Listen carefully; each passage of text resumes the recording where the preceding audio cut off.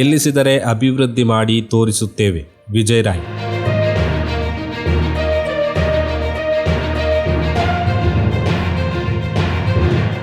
ದೇಶದಲ್ಲಿ ಮೋದಿ ಪ್ರಧಾನಿಯಾದ ಬಳಿಕ ಉಂಟಾಗಿರುವ ಅಭಿವೃದ್ಧಿಯನ್ನು ಗ್ರಾಮಗಳಲ್ಲಿ ಮಾಡಿ ತೋರಿಸುತ್ತೇವೆ.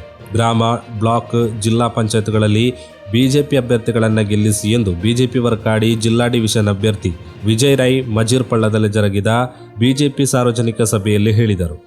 ನಾವು ಧೈರ್ಯದಲ್ಲಿ ಹೇಳ್ತೇವೆ, ಇವತ್ತು 2014 ನಂತರ 2025ರವರೆಗೆ ಕೇಂದ್ರದಲ್ಲಿ ನರೇಂದ್ರ ಮೋದಿ ಆಡಳಿತ ಬಂದ ಮೇಲೆ ಬಡವರಿಗೆ ಏನೆಲ್ಲ ಸವಲತ್ತು ಬೇಕು ಆ ಸವಲತ್ತನ್ನೆಲ್ಲ ಕೊಡ್ಲಿಕ್ಕೆ ಒಂದು ನರೇಂದ್ರ ಮೋದಿ ಸರ್ಕಾರಕ್ಕೆ ಸಾಧ್ಯವಾಗಿದೆ. ಮನೆ ಇಲ್ಲದವರಿಗೆ PM ಆವಾಸ್ ಯೋಜನೆ ಮುಖಾಂತರ ಮನೆ ಕೊಟ್ಟರು. ಅಡಿಗೆಗೆ ತೊಂದರೆ ಆಗುವವರಿಗೆ ಉಜ್ವಲ್ ಗ್ಯಾಸ್ ಯೋಜನೆ ಮುಖಾಂತರ ಗ್ಯಾಸಿನ ಯೋಜನೆ ಕೊಟ್ಟರು. ಕಲಿಯುವ ಮಕ್ಕಳಿಗೆ ಸ್ಟಡಿ ರೂಮ್ ಕೊಟ್ಟರು. SC ST ಮಕ್ಕಳಿಗೆ ಬೇಕಾದಂತಹ ಲ್ಯಾಪ್ಟಾಪ್ ಅನ್ನು ನೇರವಾಗಿ ಕೇಂದ್ರ ಕೊಡ್ಲಿಕ್ಕೆ ಶುರು ಮಾಡಿತು. ಇಲ್ಲೆಲ್ಲ ಇರ್ತಕ್ಕಂಥ ಬಡವರಿರ್ಬೋದು, ವೃದ್ಧರಿರ್ಬೋದು, ಅವರಿಗೆ ಕೂಡ ಜೀವನ ತೆಗಿಬೇಕಂತೇಳಿ ಉಪಯೋಗಕ್ಕೆ ಬೇಕಾಗಿ ತೊಯ್ಲೂರು ಎಂಬ ಪದ್ಧತಿಯಲ್ಲಿ ಸಂಬಳವನ್ನು ಕೂಡ ಪರಿಷ್ಕರಣೆ ಮಾಡಿ ಅದಕ್ಕೆ ಬೇಕಾದಂತಹ ನೇರ ಸಂಬಳವನ್ನು ಕೊಟ್ಟು ತೊಯ್ಲೂರುಪಿನ ಒಂದು ವ್ಯವಸ್ಥೆಯನ್ನುಂಟು ಮಾಡಿದರು. ಬಿಜೆಪಿ ಜಿಲ್ಲಾ ಕಾರ್ಯದರ್ಶಿ ಎನ್ ಮಧು ಕಾರ್ಯಕ್ರಮವನ್ನು ಉದ್ಘಾಟಿಸಿದರು. ಮಂಡಲಾಧ್ಯಕ್ಷ ಆದರ್ಶ್ BM, ಸಲೀಲ್ ಮಾಸ್ಟರ್, ನಾರಾಯಣ ನಾವುಡ, ಸದಾಶಿವ ಚೇರಾಲ್, ವಲ್ಸರಾಜ್, ಯತಿರಾಜ್ ಶೆಟ್ಟಿ, ಧೂಮಪ್ಪ ಶೆಟ್ಟಿ ಉಪಸ್ಥಿತರಿದ್ದರು. ಭಾಸ್ಕರ್ ಪೈ ಅಧ್ಯಕ್ಷತೆ ವಹಿಸಿದ್ದರು. ರಕ್ಷನ್ ಸ್ವಾಗತಿಸಿ ಜೀವನ್ ವಂದಿಸಿದರು.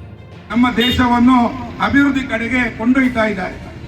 ಅದನ್ನು ಕಂಡು ನಾನೆಲ್ಲ ಅವರ ಆ ಒಂದು ಅಭಿವೃದ್ಧಿ ಕಾರ್ಯಕ್ರಮಗಳನ್ನು ಇಟ್ಟುಕೊಂಡು ಅಭಿವೃದ್ಧಿ ಕಾರ್ಯಕ್ರಮದ ಉದ್ದೇಶದಿಂದ ನಾನು ಈ ಭಾರತೀಯ ಜನತಾ ಪಕ್ಷಕ್ಕೆ ಬಂದಿದ್ದೇನೆ.